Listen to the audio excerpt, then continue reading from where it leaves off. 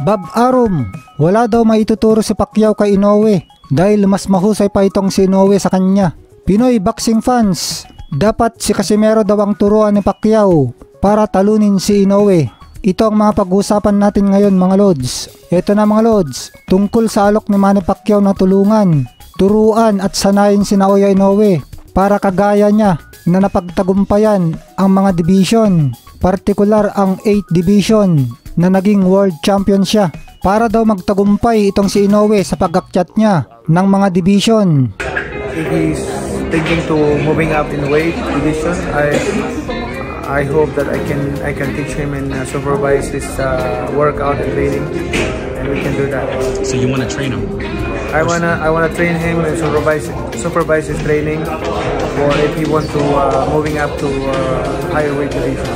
Ay nag-react naman itong promoter ni Inoue na si top rank boss Bob Arum. Sabi niya mahal daw niya si Manny Pacquiao at marunong daw ito sa boxing itong si Manny. Pero tingin ni Bob Arum mga lods na wala na daw may dadagdag pa si Pacquiao kay Inoue.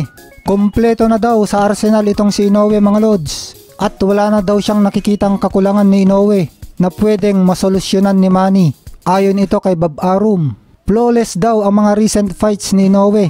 Nakita nga natin mga lods na dinomina niya ng gusto at binugbog at ninockout itong si previously unbeaten unified 2-belt champion Stephen Coolboy Steph Fulton.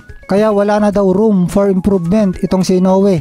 Nagtatanong naman ang mga boxing fans mga lods, nagtataka sila kay Pacquiao, bakit daw hindi ang mga kababayan nito ang kanyang sanayin?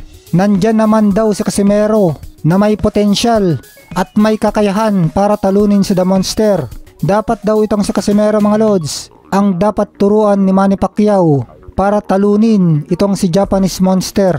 Pero syempre mga lods, baka naman sinabi lang ni Pacquiao na gusto niyang turuan si Inoue, na parang nakikialam nga itong si Pacquiao kay Inoue ay para yung mga fans ni Inoue mga lods ay manood sa nakatakdang laban niya for early next year kontra Thailand MMA legend Buakaw Banchamek. Kumbaga mga lods, dagdag promotion na rin para sa laban ni Pacquiao ito.